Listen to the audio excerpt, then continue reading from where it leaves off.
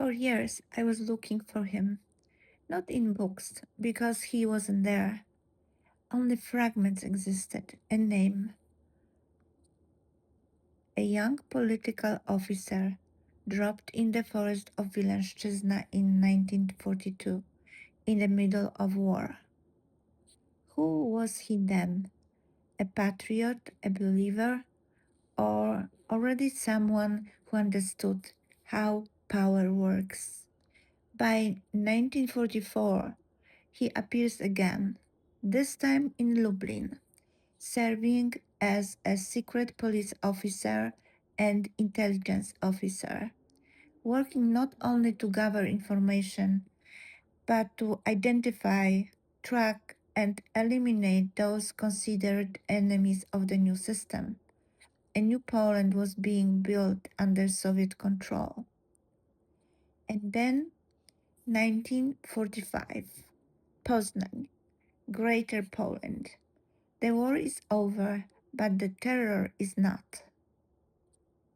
He becomes part of the new system, the machinery of fear, of silence, of control. He signed orders called administrative final. Suspected members of the underground opposition to be eliminated. No trial, no defense, no names, just disappearance.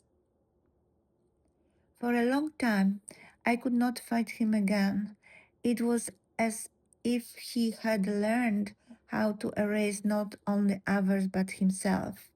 He changed his name several times, each time becoming harder to trace, each time disappearing a little more. I found his traces thanks to my childhood friend Basia, later a historian. Rafał Kościański Ph.D. helped piece the fragments together. Slowly, the outline of his life began to emerge. He got promoted, moved to Warsaw, working within the Ministry of Internal Affairs, rising through its ranks, closer to power, closer to decisions that shaped lives and ended them. Not clearly, never clearly, but enough to see the shape of a man behind the silence.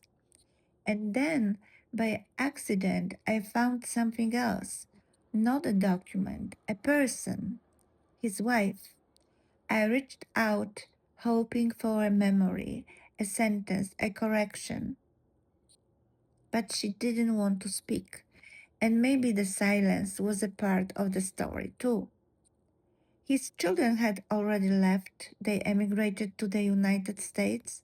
They changed their names, just as he had years before, reinventing identities, leaving traces behind that are almost impossible to follow.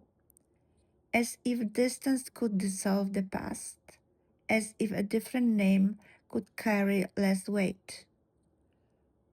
But history does not disappear. It waits in archives, in forgotten files, in the space between what is said and what is not. I was looking for one man, but found something much larger, a system that erased people and then tried to erase itself.